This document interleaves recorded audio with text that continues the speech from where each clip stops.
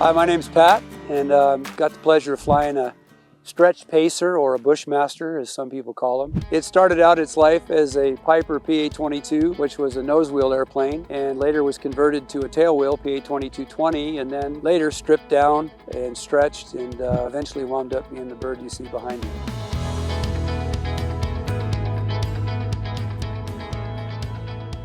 I was flying a Pa2220. I had lots of fun with that airplane, but I was flying with a friend of mine who flew a stretched pacer, one of these, and we would go into the same airstrips at the same elevation and work 600-foot gravel bars in the mountains. I would take off with maybe one moose quarter and a little bag of meat, and I'd be puckered up getting off the end of 600 feet.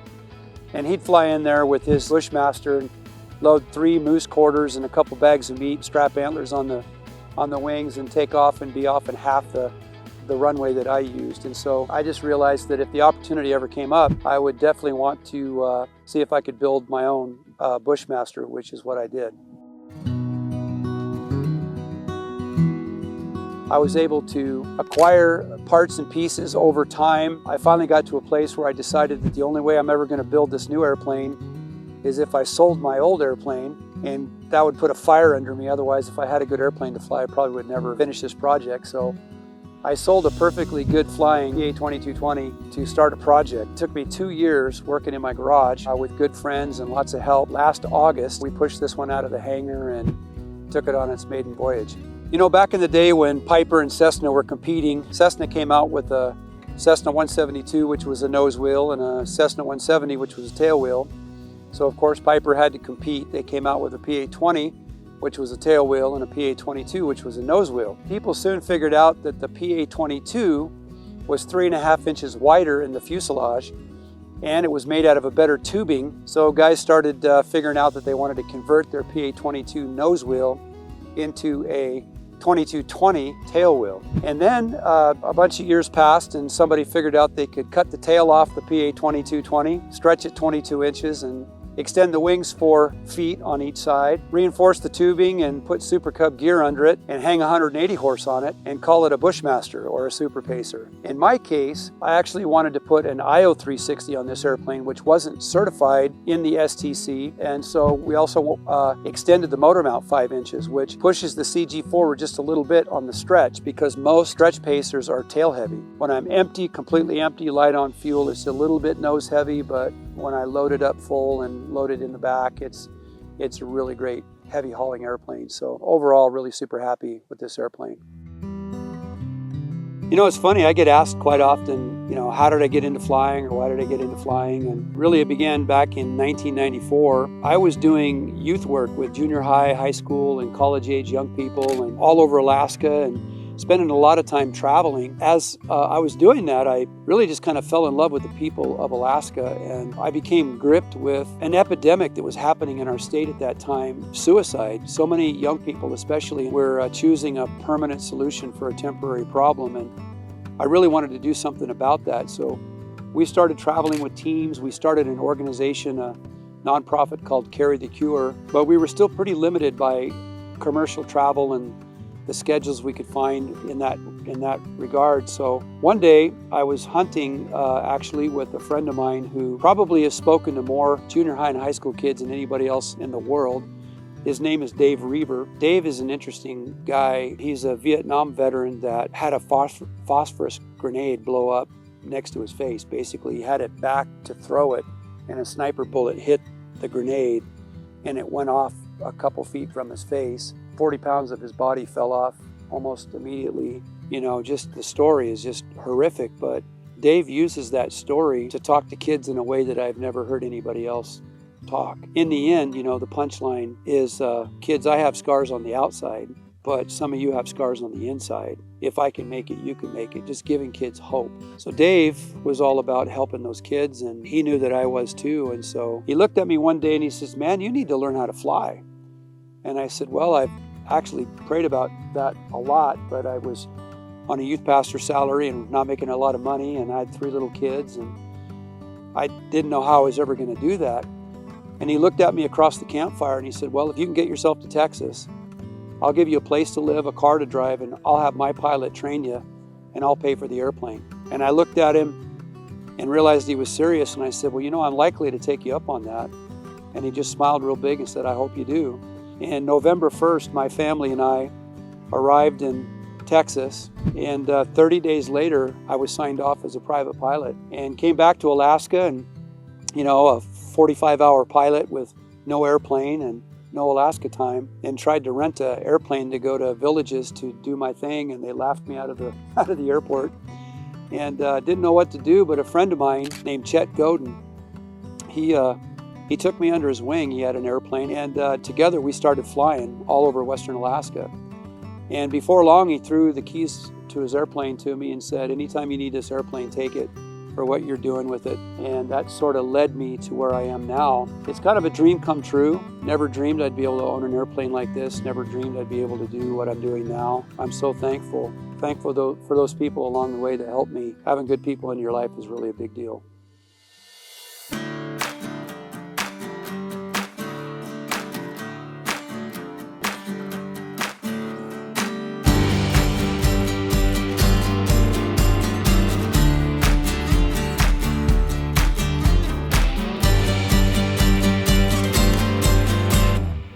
Yeah, let me take you for a little walk around on the airplane. The power plant on this airplane is a Lycoming IO360.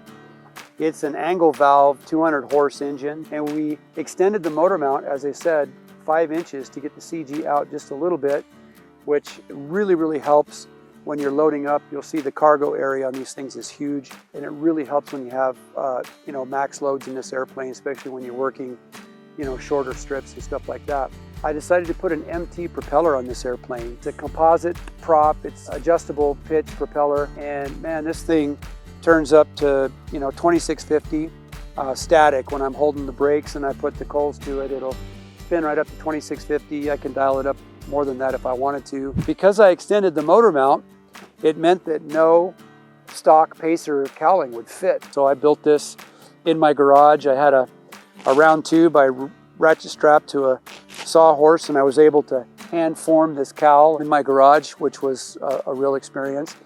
And because it's an angle valve engine, it's a little bit wider at the shoulders than a stock 0360. So I actually had Randy Appling over at Carbon Concepts build this nose bowl for me, it's an extra wide Super Cub nose bowl, which gave me just enough clearance on both sides to be able to clear the angle valve. So that worked out pretty good. You know, the gear underneath it, as I said, is just stock Super Cub, 3-inch extended Super Cub gear. We know we stuck with all of the engineered stuff on the build on this fuselage, all that reinforcement to make these gear fittings work. And also the strut fittings had to be, you know, the angle has to be changed because the wings are extended 4 feet.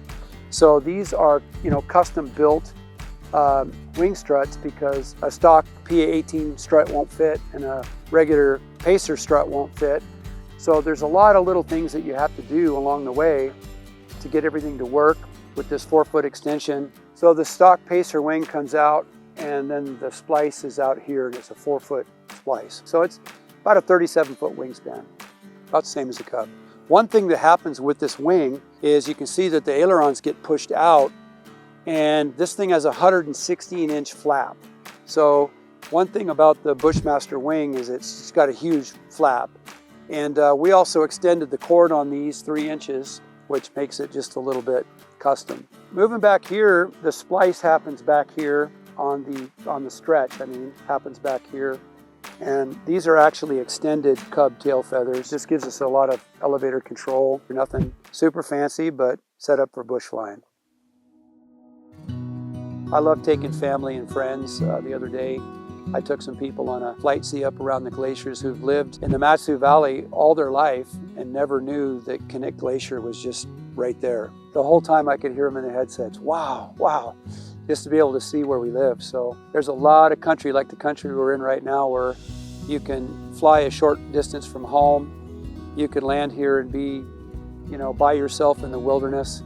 We have caribou running around behind us right now. In fact, they're right there, just a couple 100 yards away. It's almost like we planned it, but we landed here and they saw us land and got curious and decided to walk a little closer to see what was going on. I'm just so thankful to be able to have the means to land off airport, pick a ridge top, pick a river bottom, or a grassy field like this up at, what are we at, 4,000 feet I think we are right now, and just enjoy Alaska. So it's tons of fun. Here, boo. It's like they're almost in bow range. One of the best things about a pacer is this back door for loading, unloading, especially moose, heavy loads. You don't have to hoist it over the seat like you do in some other airplanes. It's at a level that's easy to get stuff in and out of. And I can show you a couple things inside here that we did for utility that makes this even a little bit better than a stock pacer. Normally there's seatbelt brackets sticking up right here that stick up off the floor, and we decided to change that, and we welded some fittings in here. We have bolt-in seatbelt brackets now that we can remove, so we have flat floor. This has extended baggage in it, so the interior of this thing's cavernous, and if I take this right seat out, which I do a lot if I'm flying heavy loads of moose or gear in and out of camp, I have 7.5 feet from the back wall to the bar where this seat sets of flat floor all the way up. I've slept back here. We got stuck on a bear hunt last year. We landed late in the day and went and shot a bear, and by the time we got back to the airplane, it was too dark to take off, so pulled my bag out, slept inside the airplane that night. It was great. So it's really utility. Mission is the purpose of owning an airplane like this, and it's a great utility airplane. All right, people ask me about the panel that I put in this airplane, and I really wrestled with whether to get used gauges, because a lot of people are unloading used steam gauges these days because they're all going electronic, or whether to put electronic glass panel in this thing just because it's a bush plane. And I really wrestled with that, and I'm super happy that I made the decision that I made. I just used a Garmin G3X experimental. That's kind of my core instrument. It's got all my engine monitoring and all your basic GPS and maps and all that stuff. So it's been a rock solid platform I really enjoy. I know another big decision, it's like building an airplane is like building a house. It's like every little thing you have to make a decision about. What kind of door handles do you want? What kind of pulls for the drawers? What color is everything going to be, and all that stuff. So the interior, the seats were a big decision actually. I had two old stock Pacer seats. They were kind of a beautiful blue teal color, vinyl and fabric. They were in really good shape, but I just couldn't bear the thought of putting blue stock Pacer seats in this airplane. So I met a guy in the local area that does aircraft seat upholstery. He started talking to me about sport aircraft seats, and I really made the decision to just go for it. I'm super happy that I did. These are the most comfortable airplane seat I've ever sat in. They're leather, they're durable. Doing the kind of work that I do with this airplane, especially during hunting season, when you're hunting with friends or multiple people, you have lots of gear to haul, you have multiple loads to haul, you have meat to haul.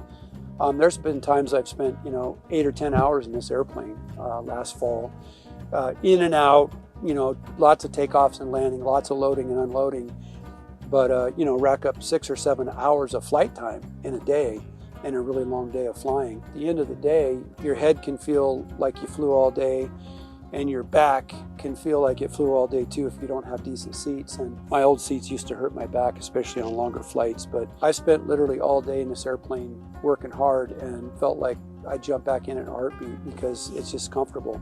To live in Alaska, the land that we enjoy and love, to have an airplane is to set you free, because this state is 2.5 times the size of Texas, and 2/3 of this state is inaccessible by road. So an airplane really gives you the ability to get out and enjoy wild places, and we have a great backyard.